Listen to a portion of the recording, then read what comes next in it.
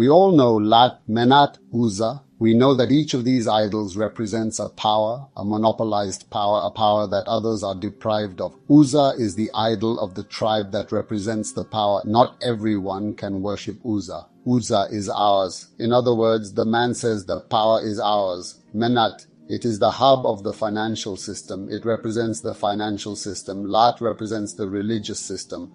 Exactly 2 tribes rule Saudi Arabia today. The Wahhabis, the descendants of Muhammad bin Abdul Wahhab, the Wahhabis, and the Saudis who come from the Saudi tribe. 2 tribes, yet there are hundreds of tribes there. The other one does not make a sound. Yet what the Holy Quran tells us is this. It says that in order to establish life, such powers, such wheels, let the powers that you monopolize become a power that revolves around all people.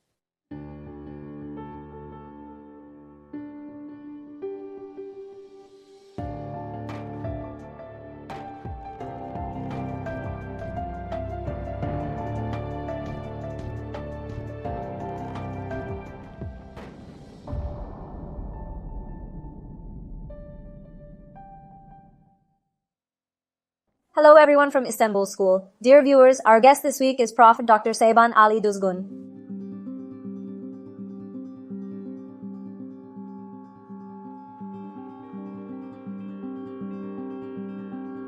Welcome, Professor. Thank you. Professor, I would like to start with a question, or rather a quote. I will read a quote from Karl Marx.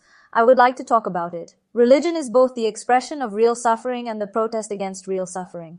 Religion is the sigh of the oppressed being, the heart of the heartless world, and the soul of soulless conditions. Marx says that religion is the opium of the people. What do you say to this? This very general Marxist view has become that religion is the opium of the masses. In a more abbreviated form, religion is opium, in fact, the source of his words. Marx's words, religion is opium, are of course a word that those who want to somehow disqualify religion from the life of both the individual and the society have found a tool for, and they jump on it like a charm. In other words, this word is really a protest sentence that Marx said against the idea that religion is not about eliminating existing social conditions and the conditions that force people, but on the contrary, it reduces it to a philosophy such as tolerating them. In other words, the words religion is opium are words said for the times when religion is really used as an opium that numbs the masses.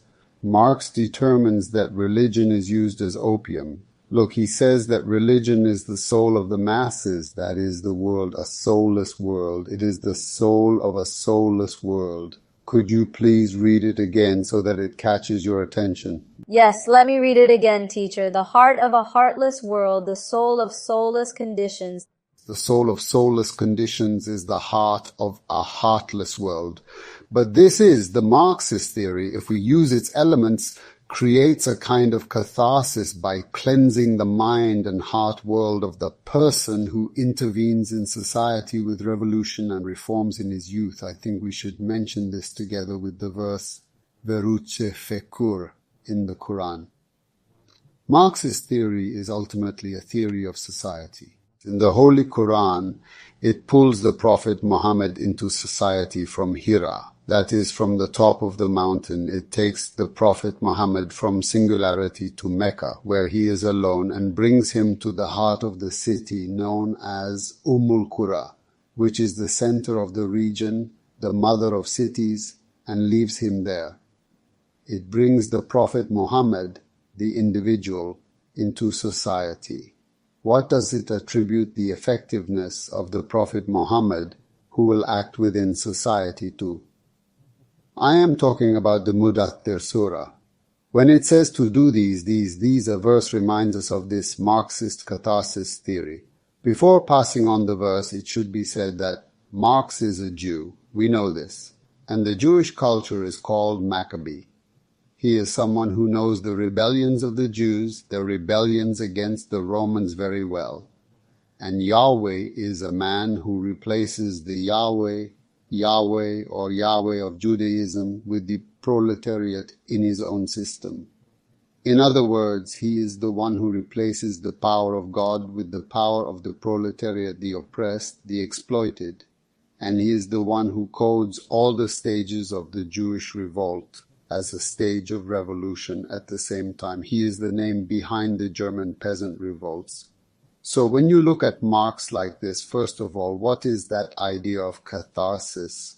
He says you need to get rid of the sense of ownership because ownership poisons you. In other words, there are some structures that exist inside a person but constantly poison a person with a toxic content. There are some preconceptions. That is his basic thesis of ownership. In other words, if a person has this infrastructure as a sense of ownership, the superstructures produced by that ownership, superstructures such as art, religion, culture, are all determined by ownership. Therefore, he says, first a person should get rid of the sense of ownership that poisons him. Now, this is the idea of salvation, the idea of cleansing, catharsis, an idea of purification. In other words, think of it like this. A cleansing somewhere, if your heart is clean, if your mind is clean, a new thought, a new idea comes to you and settles there. It will find a place and settle. If not, it cannot find a place. You cannot come and settle it there. First, a cleansing is needed. After the cleansing, that is, after catharsis, only a cathartic thought, that is, a thought that will mobilize a person, can come only then. There are basic principles that the Holy Quran attributes to the effectiveness of the Prophet. Ya Ayyuhal Mudassir. The one who stays at home alone shuts himself up there. Flour and Enzir, get up and warn the people. After saying that, he puts the conditions of this warning, one of them. And Rudse Fekur. The society, your ancestors, your current culture, habits, traditions are in you. In other words, in order for a body to migrate from Mecca to Medina, it must first be cleansed of the sediments in the mind, the cult of ancestors, the traditions. That mind can mobilize that body, a purified mind. So the idea of catharsis fits in here. And let's remember other verses. It says that they have eyes, they do not see, they have ears, they do not hear. You know the state of catalepsy in Marxist theory, that is a state of paralysis. Now what the Marxist theory says is that most of the people lack the ability to act. You will say something in people's ears. He will hear and get up and act. He doesn't hear it because he has lost that ability. The Holy Quran is satisfied with the majority of the people. The majority of the people that the Holy Quran says, the majority of the people, the few that the Holy Quran says are always kalila. It is always a handful of people. A handful of people.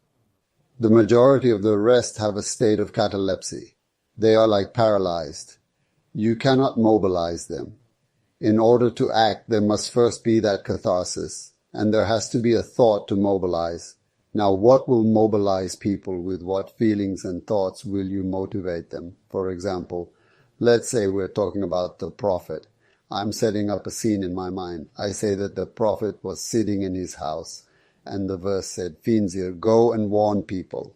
And the Prophet says, okay, what should I say to the people? What should I say? What should I say to people? The scene is that the Prophet says, oh Lord, let me prepare a banner. I'll write 1 or 2 slogans on the banner. When I take it and go out like this and show it to people, people suddenly say, what is this catalytic thought that we call mobilization? What is the Prophet's mobilization? I mean, what's the first thing he wrote on a banner or a tattoo as a slogan and showed it to the Meccan polytheists, and that suddenly mobilized those people? Marxist thought says that they need something to mobilize them after that catharsis. After the cleansing, they say, okay, we've cleaned them, we've thrown them into prejudices, then I need to put something in its place and mobilize people. A social theorist naturally thinks about this. So how does the Quran establish a theory in this sense? What is the slogan? It is very clear in the Beled Surah. First, Feku Ragabe, freedom for slaves. Second, Ev Yahut Dasu et Amunfi Yevminzi Meskabe, the struggle against hunger and poverty. Now, the attitude that the Prophet took when he came before the society contains a complete philosophy of social history. It is not political history. In other words, it does not speak with the horizon of a ruling person. He speaks as a man of the people. The Prophet Muhammad speaks as a translator of a member of the public. because you can only express the struggle against hunger on behalf of someone who is hungry. When you say freedom to slaves, you become the translator of slaves, you become the translator of their language. He expresses a social history. So what was Marx talking about? He was talking about the proletariat. In other words, he was talking about the working class, the oppressed class. Now the issue was this. I'm asking why Marx said what he said in terms of his goals. Marx speaks from a Jewish culture, from a religious culture. We should not forget this. On the other hand, when you look at Islam as a religion and its prophet, naturally their philosophies on the same line may be different. In other words, Allah, Marx's thought may be different. As a Jew or an economist, he has something different. Our issue is the common ground in the motivation to direct and mobilize society. So how come in his youth he did not think of changing, transforming society? In other words, changing is not a goal in itself. Change can happen immediately. In other words, you can change from morning to night, but at least one generation is needed for transformation. Transformation, because psychological factors are essential in transformation. Physical conditions in change. In other words, let's say we declared our power, and from now on we establish a republic. This is change. You can do it overnight. But for you to internalize its spirit, this is a transformation.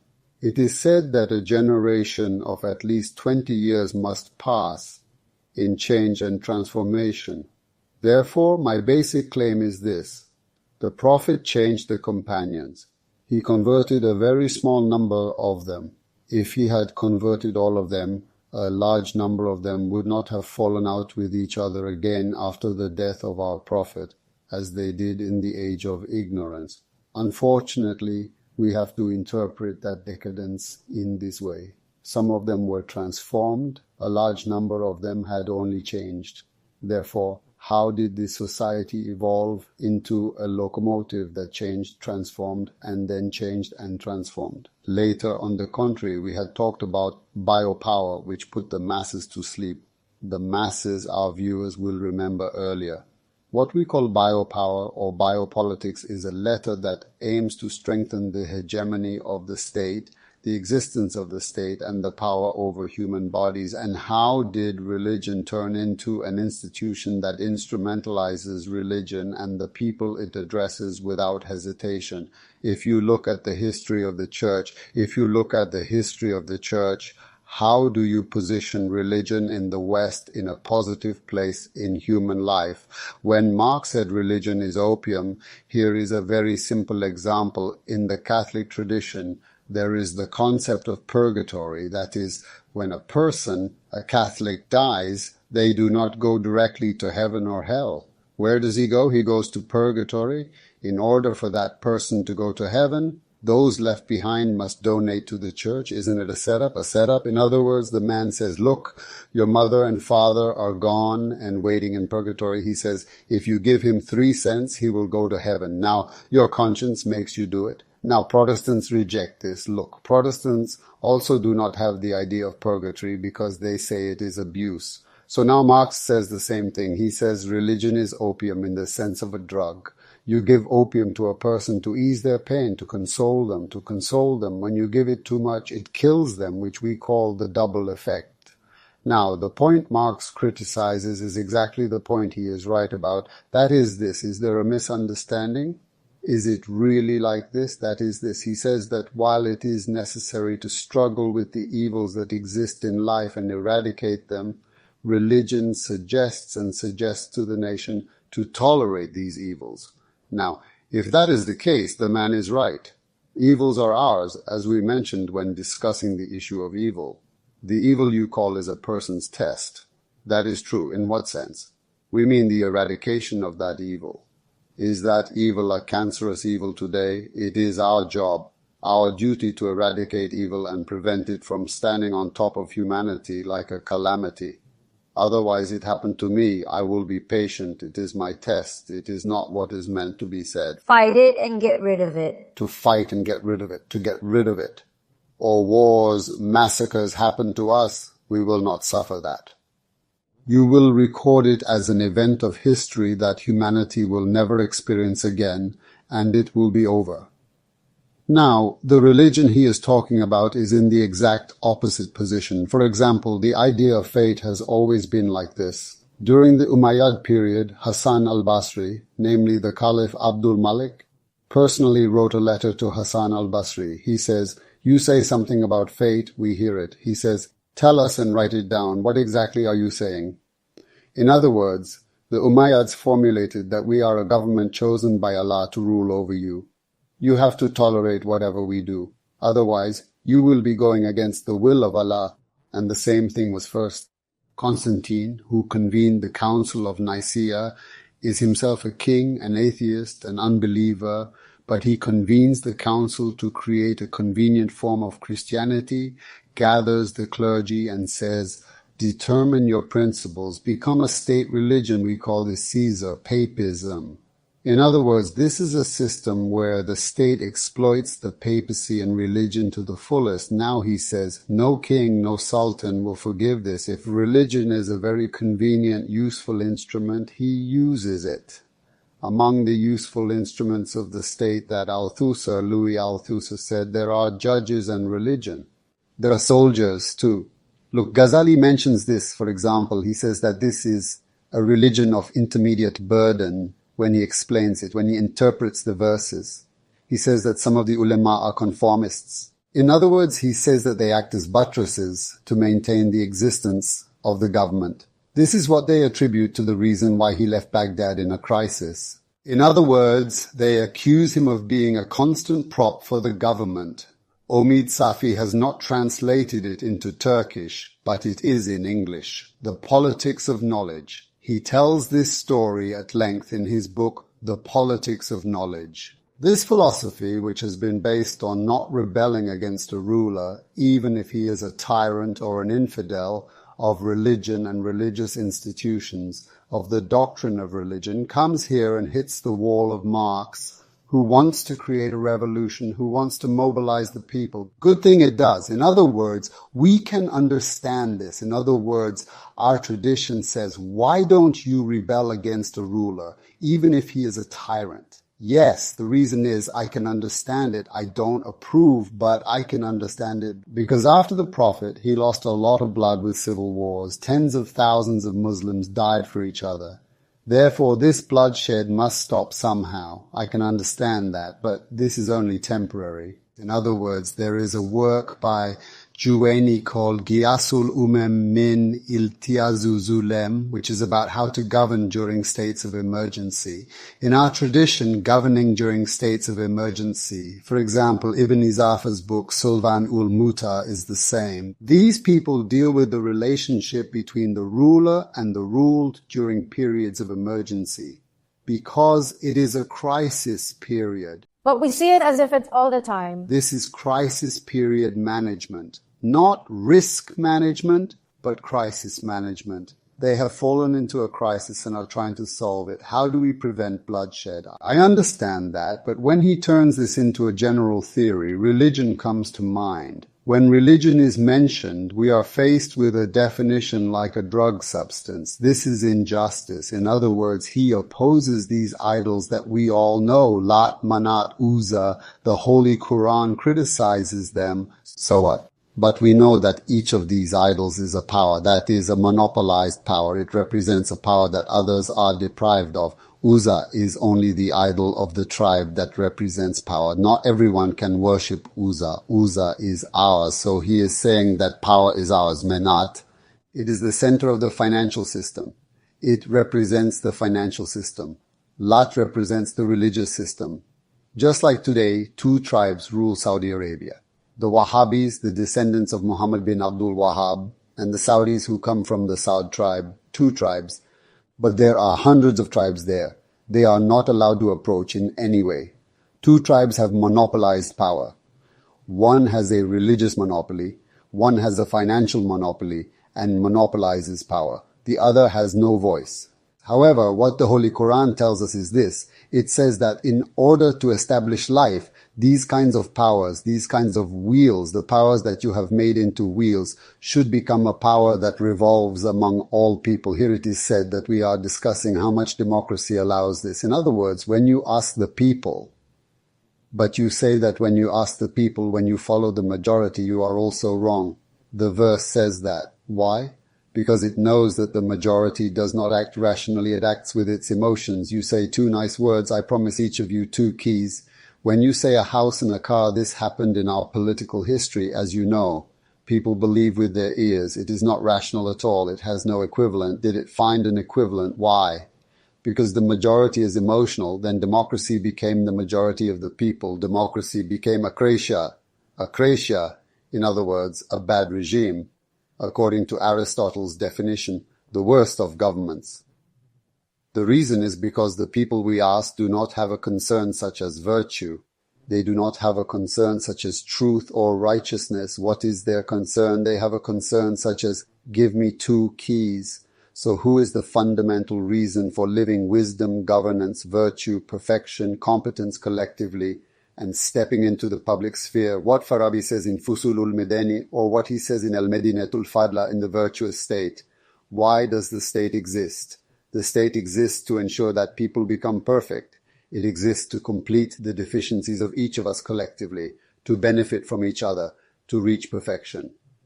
So, our question was the issue we were discussing. To what extent does religion serve such a sublime goal?